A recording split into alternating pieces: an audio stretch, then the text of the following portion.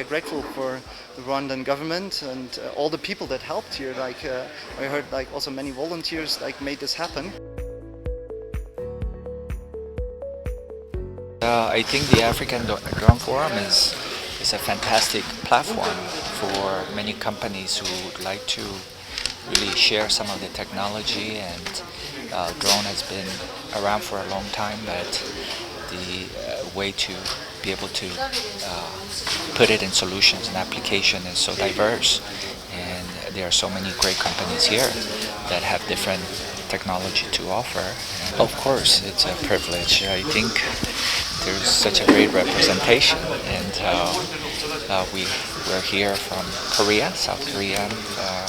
It's the only Asian country, but to be with such prestigious countries, Germany, Switzerland, Spain, United States, that's really one of the top,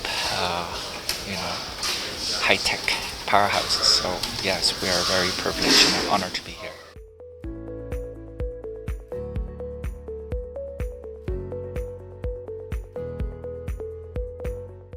I understand that some of you visited Karongi yesterday for the start of the Lake Kivu Challenge flying competition, which will continue there later this week. This tournament has a great practical value because competitors get to demonstrate what is possible on the ground.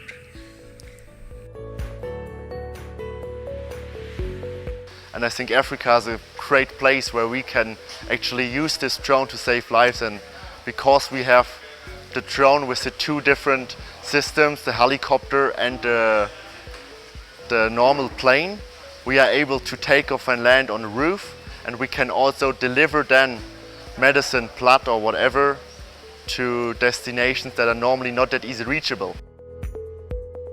Has all the features necessary for us to call this thing a drone, because every drone has got motors, ESC, flight control, something to do autonomous navigation module, radio chip,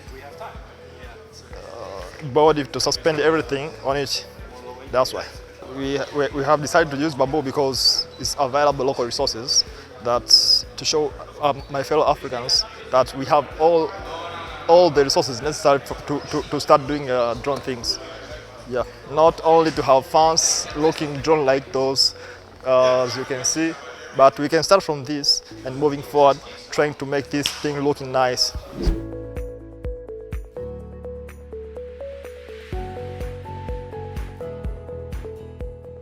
One of the approaches that Rwanda has taken is to bring students that have an interest in AI, in IT, together and bring them in labs to innovate together. Some were mentioned by the Minister of Infrastructure, like K-Lab.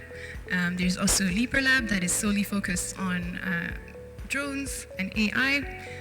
There's also a Center of Excellence at the University of Rwanda.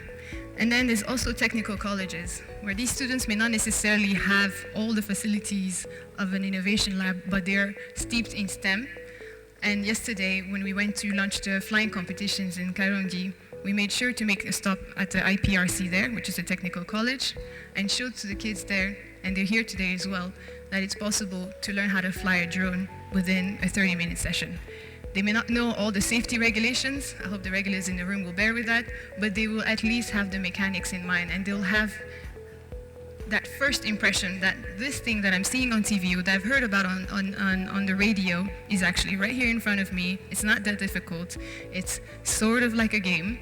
And even if you have never played video games, within a few minutes you get the concepts.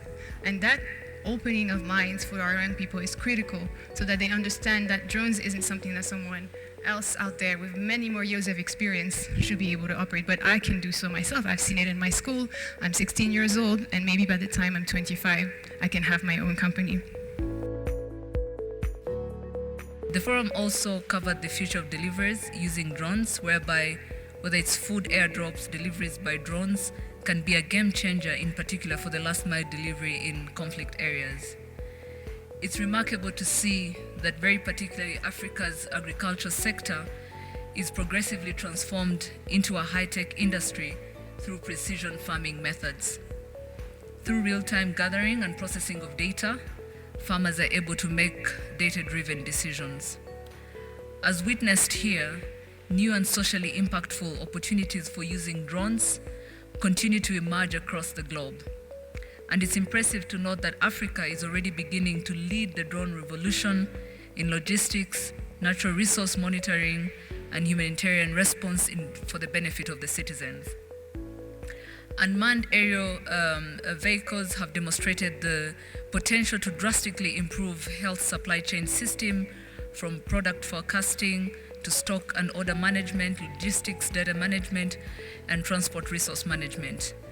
We cannot exhaust all that has been discussed in this forum, but the challenge for all of us here and for the rest of Africa is that we have to achieve and fully benefit from the use of drones and unmanned aerial vehicles for socio-economic development.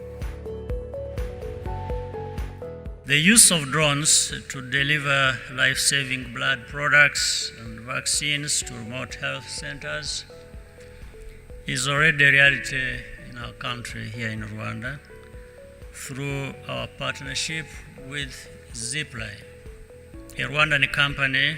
Cheris US is using drone technology for crop monitoring and mapping to support the productivity of our farmers. There is so much that can be done with this technology. The African Drone Forum, therefore, comes at the right time.